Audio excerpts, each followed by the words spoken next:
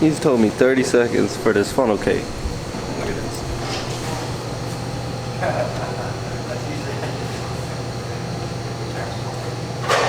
Never had funnel cake before. So yeah, and then just how big? 30 seconds. I never heard anybody tell me that before. I just ordered funnel cake, and then he was like, all right, it'll be up in 30 seconds. I was like, 30 seconds? He was like, yeah, 30 seconds. I'm like, all right. It took funnel cake. 30 seconds to make it? Yeah. You sure? It would be my honor. He said 30 seconds. And did you guys come up from Ohio as well? They came from Maryland. From Maryland, okay. All right, that's great. I'll be driving through Maryland tomorrow. The rain's coming up. Oh, yeah? Yeah, from that storm. I think so. If you leave early, it will. Yeah. Sound exciting. Chicken and fries and funnel cake. Yeah, my sister just left the Baltimore area. She was down there for a number of years. She really liked it. Highway and rain. I know, it's not our friend. Okay. Oh, we got another one. Another fan. I did not think about mosquito spray. You about to get ate up out here, bro. What about you is? Yeah, $3. Yeah, we're taking it the one in Oh, thank you. Enjoy. Thank you. Chicken and fries and This is funnel cake. I never had funnel cake before. You're used to looking at your lens. About yourself. You said you never had funnel cake before? Mm-hmm. You let me get a bite? Is it like elephant's ear? Yeah. Oh, okay. Then I had it before. It's not as big. Yeah, Elephant is more yeah, and bigger. You and your funnel cake. Yeah. right? Oh, let me get that. I gotta stop recording real quick, guys. Smash some of this. Get your funnel cake on camera. Getting the funnels. $6.25 for this. You owe me $6.25, Kev. You owe me $6.25. See, when you get desserts, man, for a meal, a food, dinner or something. You said food, bro. That's your dinner for the night? I don't know. This ain't no buffet over here. He said he covered food, y'all. Hey. I can consume this. This is food. I guess we got to get technical on definitions of food. Alright. I want a close up. Here's a close up. It's not a good close up.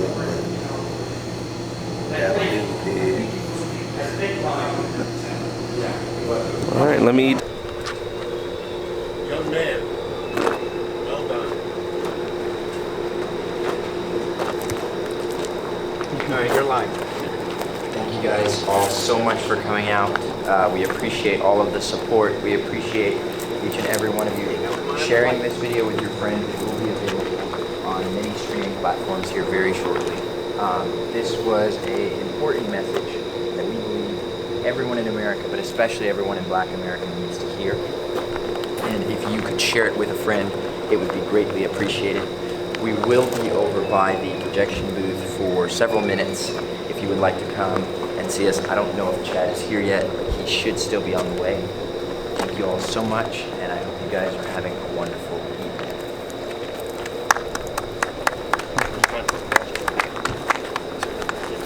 Yes. So, if I think about it, I have two young sons in college right now. And, you know, a lot of the messages, I think, that come through here tie back to the fathers in the home. And I think you guys articulated that well. And you kind of get to the root of what some of the challenges that we all need to address. And everyone can help with, right? Because some of the policy decisions that have been made by both administrations over time have been, I think, well-intended. Want the mic on? No, so that way everybody can hear your ones that are staying in their cars. Oh, Hear your doesn't matter. questions and answers. Good. And that's up to you, Joel. But I think a lot of this stuff is like well-intended. Even some of the policies that the Democrats, I don't think they really did to keep people down. I think they well-intended, but they didn't turn out right. I don't think them as a party meant to keep people down, but I think there are definitely individuals that enjoyed the power Yes. more than they would have enjoyed people understanding what's going on and being able to vote their values. They were definitely, they got, in my opinion, they got power hungry. Right, I agree with that. But what advice would you, what could I do as a white man who's, I've raised 2 boys, and what message could I tell my 2 boys? Now that we're understanding and learning and understanding these root causes, what can we do to help move this in the right direction? Teach them the family values. Teach them that they need to go out and get married and stay as a father in their home to stop perpetuating the cycle. And I don't think you need to, go out of your way to pay reparations or do anything ridiculous like that. I think as long as you're teaching them to adhere to their conservative values and to teach their kids, that's all you can do. Yeah, no, that's good counsel. Thank you. I appreciate that. Appreciate it, man. All right, Thank you for coming out. Yep. One more time, I want to say thank you. Great film, and I hope I can get more people to see it. I appreciate that. It was great. Appreciate that. Thanks. Good luck. Thank you. I too also wanted to say thank you. I love the movie. Of course, Candace led me to you. Love Candace Owens. I wish I saw your big orange truck today.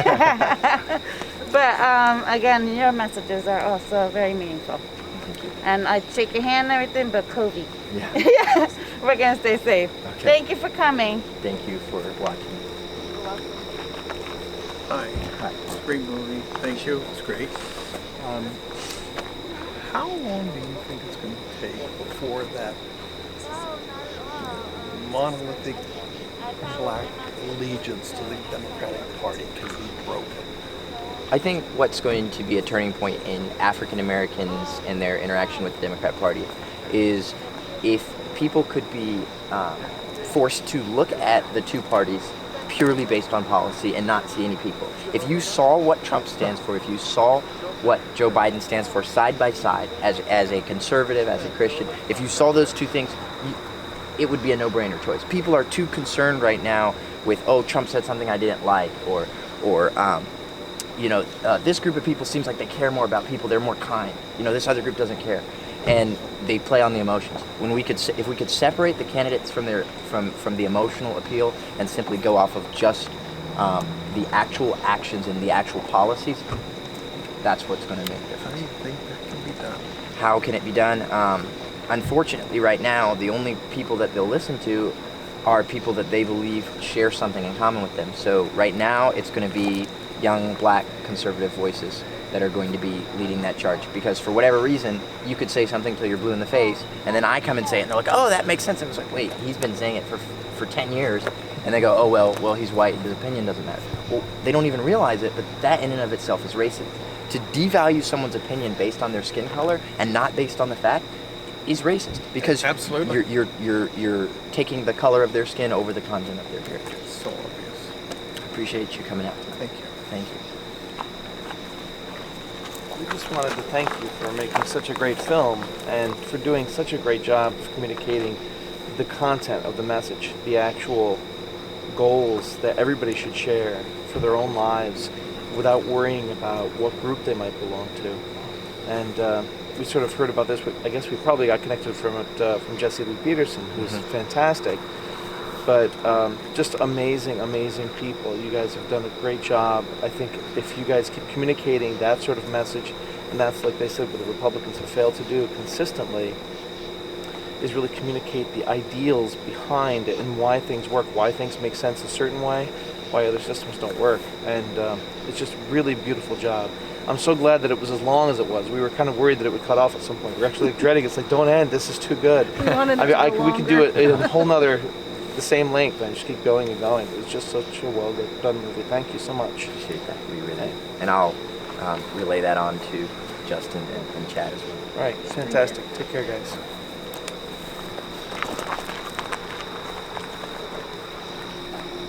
Any questions? Yeah, we want to know what you said. Streaming services, like which ones? Yeah, so I think it's coming to Amazon Prime Video. It should be on Google Play, and it should be on YouTube. Oh, awesome. That's important. Yeah. Thank you for bringing this to us. Yeah. So we I appreciate hope you coming out. more people get the message. It's a very important message. A lot of people are blind. They don't see the truth. They don't bother. They hear one thing and they don't bother looking to see the facts behind it. And most of the time, it's false. They need to do what you guys did and get educated, presented this film to show everybody the real truth. Thank you. And thank you for your support. Can I just say that the fact that you filmed it not in color, I'm an English teacher, so I'm all about like, that's meaningful.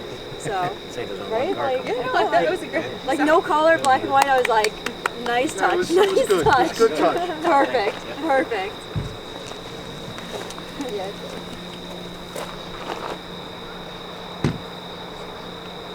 Well, I think Chad might have just pulled up. Chad was the main character in the film. He's the plumber, and did a fantastic job. And he traveled here today from Texas. Oh, awesome. So I think he should be pulling up here shortly.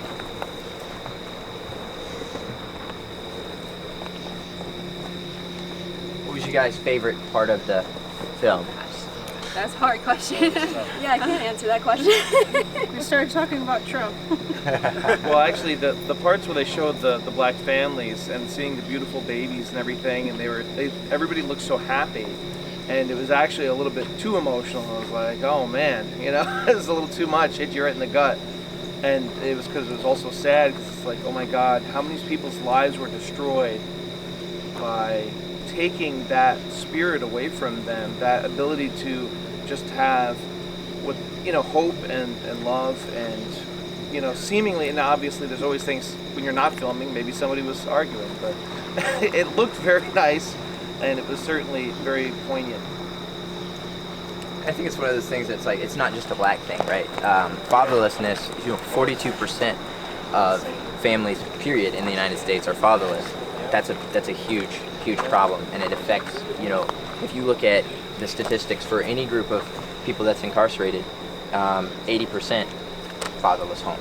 And if we could be probably pushing more of an effort towards building up families. You know, we see our family values are under attack every day. You know, I don't know if any of you are familiar with this recent film that came out, Cuties. It was absolutely despicable, the level of debauchery that they thought was appropriate to portray in our country legally. The film was distributed legally, and people were like, oh, you're a right-wing conspiracy theorist, you're a bigot, you don't understand. No, I understood perfectly.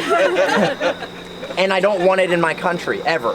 And I don't think any self-respecting human in this country would want that kind of garbage to be put towards their children, to have to watch it themselves. And it's a slippery slope. The slippery slope is they're going to push one more evil thing, one at a time. And the man of the hour, Chad. Hello, everyone. Chad Jackson. Sorry I'm late. I missed my flight this morning. No, you made your flight. They just didn't let you board it. Thank you as well. What did you guys think of the movie? Oh, it's awesome. Great. Great. Really good. So, very thought-provoking. Awesome. By the way, I got rid of that subscription. Yes. Cancel your Netflix subscription. Cancel that. Well, thank you guys for coming out for sure. I hope you guys enjoyed it. But yeah, basically the movie is the way that we go on the offense as conservatives.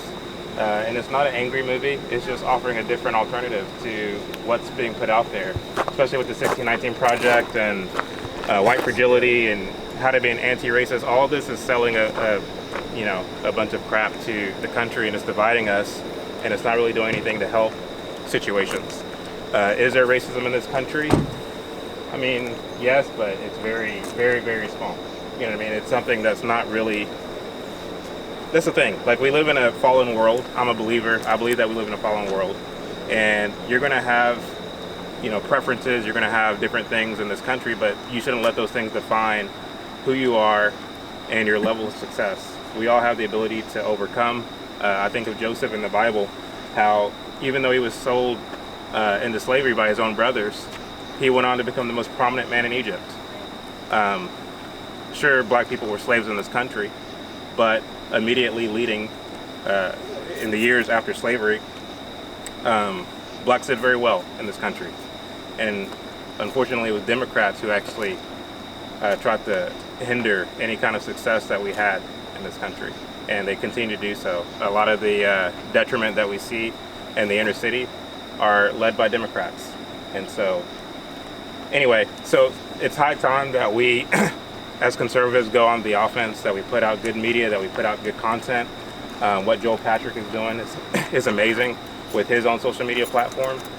What people like Brandon Tatum and Candace Owens and Larry Elder, they're very different, characters and personalities than I am, but I think that we need a multifaceted approach in how we put our message out there. So again, I thank you guys for coming out, and if you have any questions for me, I'd be happy to answer. And I just wanted to say that I've had the opportunity of meeting with hundreds of people all across America from all different walks of life, but this guy right here is one of the most humble, genuine, hardworking men I've ever met in my life. And his humility inspired me. When I saw the film, I was just blown away by how humble he was throughout the whole thing. And he's truly a man of God and a family man, and it's beautiful to see. I appreciate you saying that, man. Thank you. Any questions? I have a question. With father absence being one of the #1 issues, what steps do you think we can take to restore it? You want to tackle that one first? Yeah, so when people get into these arguments on Facebook, a lot of times, people will immediately begin throwing facts. The first thing you need to do is start the conversation with, I want to say first that I love you. And because I love you, I'm going to explain to you that more important than Black Lives Matter and the police brutality issue, father absence is the most important issue affecting America, not just Black America, America today.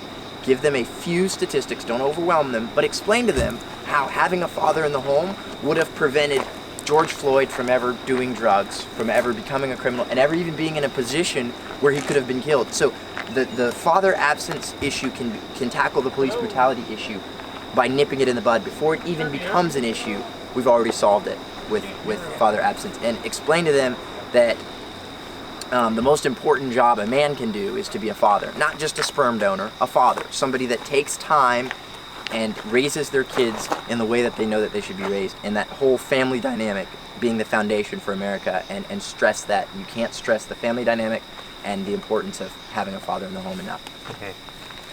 I think a lot of it too, for me, as a Black man, it's very important to be an example of what a good father looks like. Sure, we want to change the world, and we want to kind of right the wrong of father absence in the Black community. But tragically, it is what it is. And so I think that for me, the way that I do my part is by trying to mentor Black youth, to try to empower them, because I think one of the things that the left has been successful at is separating the Black community from the American dream, or this idea that we can accomplish the American dream in spite of the odds. And so we have to reconnect Black youth to the American dream, to give them reasons why they should be empowered, why they should strive for excellence, why they should, seize the opportunities. America affords us opportunities in spite of our race, in spite of our sex, that you wouldn't find anywhere else in the world. Joel Patrick makes that point toward the end of the movie, where he talks about business ownership and how the fact that you can become a business owner in the United States with ease is a testament to what it means to be an American. And so with that being the case, I think that the best we can do is try to be effective in our own circles. What Joel said is so key, starting with, I love you, you know what I mean? And then exemplifying that love with, how you, I'm sorry, I lost my train of thought, but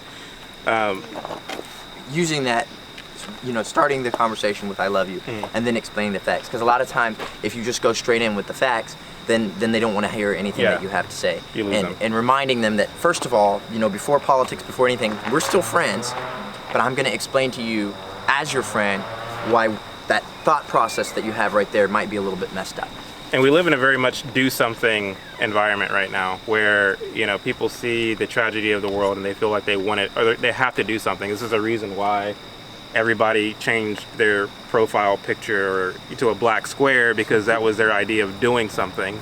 But you're not going to solve all the world's problems. The best thing you can do is be effective in your own circles, and just love people. You know what I mean? Christ, he wants us to love people, and that's how we change the world. in our own circles, we can't, you know, and this is why the left is so effective is they make us believe that we can do something on a large scale, and they get all these people riled up for nothing, and in the end it just ends in a dumpster fire.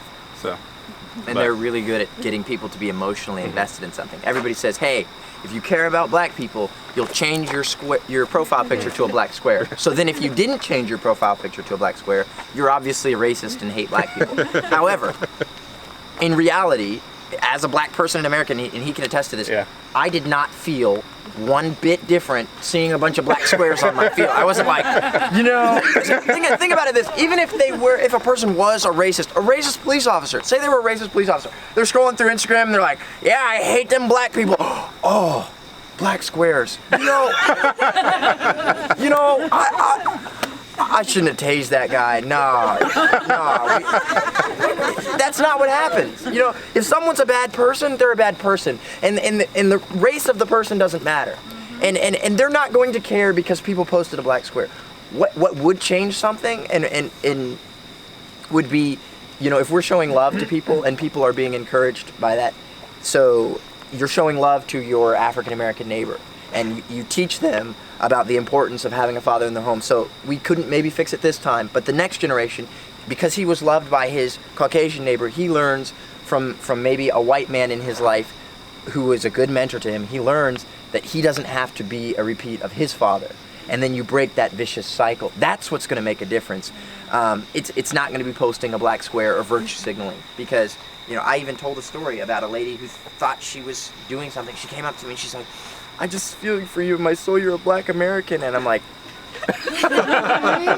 okay. She's like, you're just oppressed in this president. And I was like, yeah, I don't think, I don't know if there was some kind of disconnect here, but I'm not oppressed. You know, and do not allow your friends to bully you or pressure you into virtue signaling like you're not a racist. Because what I say is, like, the people that are looking for the racist around every corner are missing the racist in the mirror. You know, you don't need to prove you're not a racist. That shouldn't even be, you know, you shouldn't spend any time doing that. You should spend time mentoring and helping young African Americans so that they can grow up with a father in the home, or even if they can't, that their kids can grow up with a father in the home and break this vicious cycle of fatherlessness. Have you shown this movie to any audiences that are of that mindset of oppression and you know the thought I'm thinking about, and get their reaction of what they thought? We're trying to get it into going into the Lion's Den, if you will. Yeah. That's been kind of an uphill battle. It has. And for me, this Sunday in Dallas, where I live, I'll be hosting a screening of the movie with people who don't agree with our message from the offset. And so these are people who belong to the NAACP, people who belong to Black Lives Matter, people who are apolitical, a bunch of minorities. And I'm going to engage in discourse after that. And we're also going to be filming that as well as part of our promo thing. So if you want to come to it, you can too. Wait, is that this Sunday in Dallas? Yeah. So that's kind of last minute, but thank you. But yeah, so anyway, that's and it's a genuine, like, nobody like desires controversy, but at the same time, if you want to be effective, sometimes it means having these important conversations, even with people who you know disagree with you. And that's what, I mean, if we're going to, you know, talk it, we need to walk it as well. And so my hope is that these people have an open mind and that they ask good questions and important questions. And we'll see where it goes. But anyway, we'll televise that as well, so that way you all can see it as well. And how will we know when you're going to do that? So if you follow us on social media, we have a Facebook, Instagram, Twitter, and Instagram. And so we'll be posting that on social media for everyone to see. The number one question I get whenever I have screenings is, how do you get people to see this who need to see it most? And you know, part of it is it being on some of the streaming platforms. So Starting October, it will be on Amazon, Hulu, and what's the other one? Amazon, Hulu, and Google Play. Roku, and then Google Play as well. So we'll be on those streaming platforms, so it's readily accessible to people. It has survived and thrived within the echo chamber of conservatism, but my desire is that it survives outside of the echo chamber, that after it exhausts the Republican, conservative, libertarian circuit, that people actually watch it and ask questions and learn from it. One of the things that I'm working on simultaneously is education curriculum.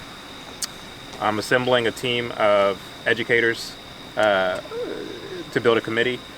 This committee will consist of someone who has a background in the school board, someone who has a background as a professor, a homeschool mother, a public school mother, or teacher rather, private school teacher, all with a collective interest in seeing kind of a coming to Jesus type, let's implement real education in our country.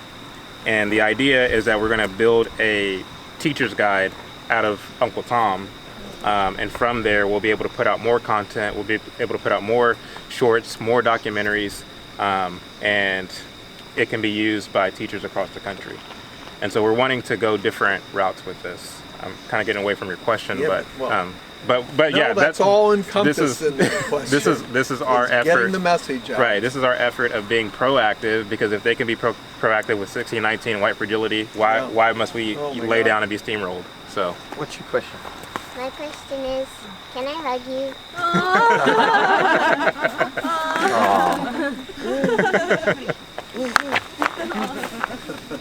And we had one over here somewhere. Was it you? Oh yeah, hi. I have just a quick question.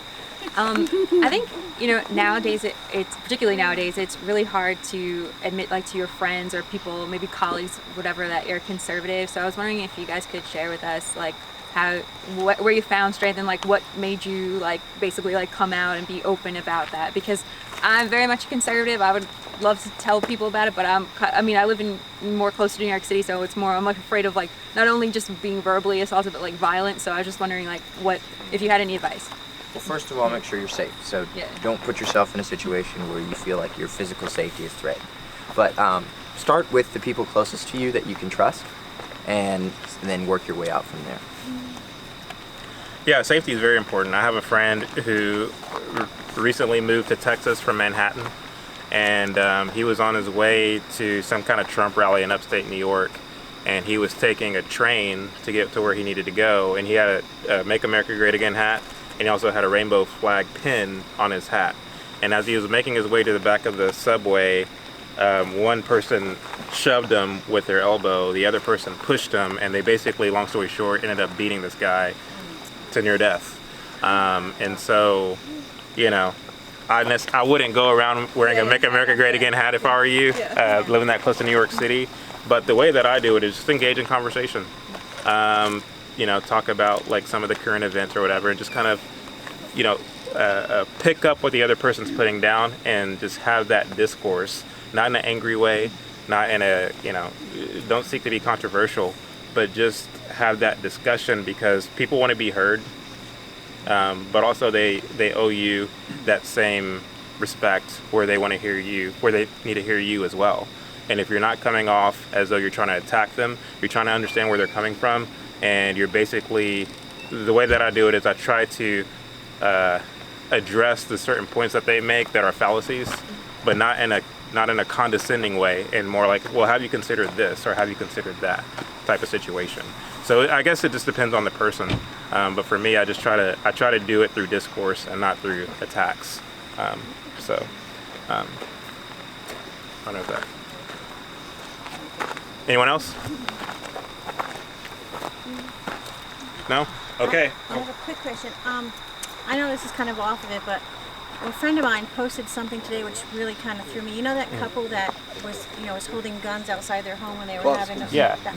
She posted something, I don't know where it happened, but she said that somebody that Black Lives Matter was going around to people's houses that are supporting Trump, and they were rallying outside the house, and the man stayed in the house, and he had his weapon, but he was in his house. Somehow he got arrested being in his house with his gun. Yeah. So just pray.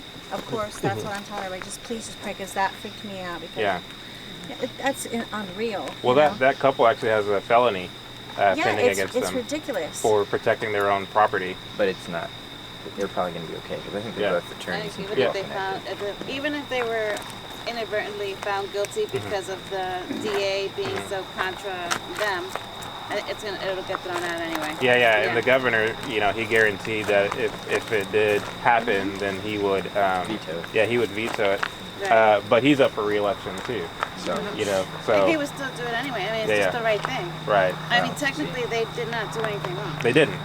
They were perfectly within their right to protect themselves. The problem is nobody had an issue with the fact that the people were they broke into a gated community to even be there. And That's the problem. Right is right. Right is wrong nowadays, and wrong is right, and nobody knows, how to find their spot. It's insane. Ma'am, did you have a question? I guess my biggest concern is how to speak to somebody when they're saying that they're being hunted by the police. Like, Black people are being hunted by the police. Like, I guess if I get stopped in my vehicle, I'm scared too, because maybe I did something wrong, right? So I feel scared, But is there really, really a feeling like of saying, oh, because I don't want to be disrespectful and say, that's not really happening.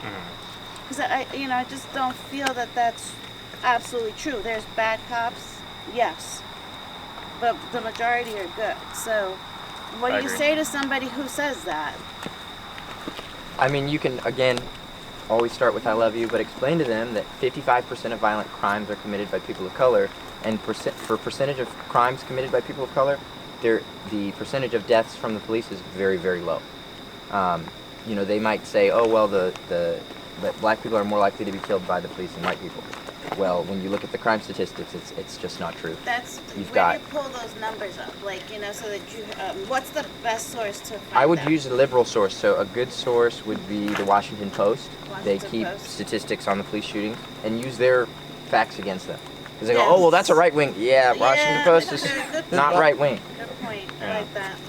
Yeah, and the sad thing is, many Black kids are growing up in a culture where they're being told that America is a racist country, and when you have that embedded in your mind, you begin to see everything as a racist incident. I think even Kelvin made this point in the film, where you think, well, is it because I'm Black that this person looked at me a certain way? You know what I mean? When you've tricked yourself into believing that America is racist. If this gentleman here looked at me sideways and cocked his head a little bit, I'm like, oh, he doesn't like me because I'm Black. There's people who literally think that. And so, as far as I don't know, unfortunately. Santiago which is center of the island. It's not on the outskirts of the island. He's selling the movie off the tongue. I don't even know how to get this out. You just open it and Thank slide you, it. Chad. Yeah, thank you. Did Joe get to sign? Oh yeah, Joe. Not that I have nails. Yo, that's the thing, I just trimmed my nails. Careful of DVD though. Yeah, right. And I definitely have somebody Yeah, I you have want to to careful. share Some of it them with don't right put them away. It was really good. Very nicely done, the whole thing. Oh, yeah. And I was so happy to see Herman Cain again, and I'm so sad that he is People get choked up when they see that part. Yes, He was great. he really was. Thank you, Joe. I'll be right back. I do have a donation for you guys, but I appreciate it.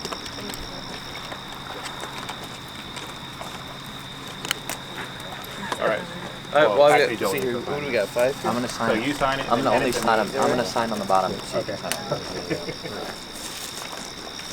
Okay, there we go. Before you sign another one, Oh, I didn't sign get this one. one. Oh, okay, so we just have sign it, two and I'll already. sign it, then we'll get back. Right, there you go. Then I'll sign it. Yeah, isn't that cool?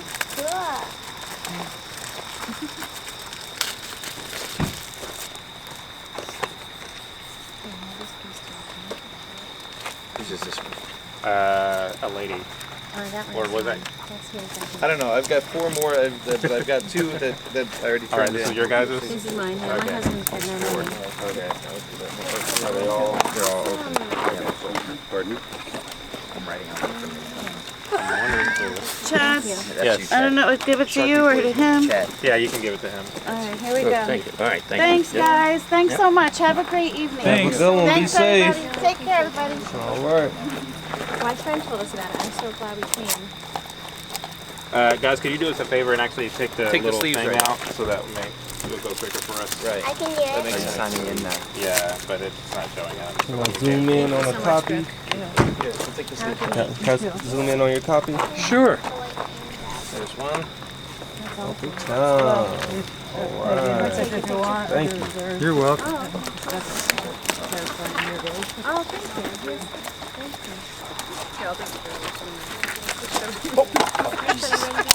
I'm helping. Oh, you're Oh, you're still going to buy one? Yeah. All right, there you go, sir. Right here. No, Oh, sorry. I just put it on your Slice it right hand here. again. That's where you Trying get to open. tattoo me? Yeah, just put a little slice in it. Then once you get open enough, you can rip it How's open your with your fight? fingers. It was Just to get it great. going. I had like 5 layovers.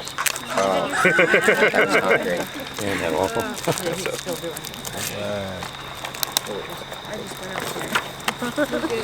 Figure it out. Here goes one of yours. Oh, Yes, sir.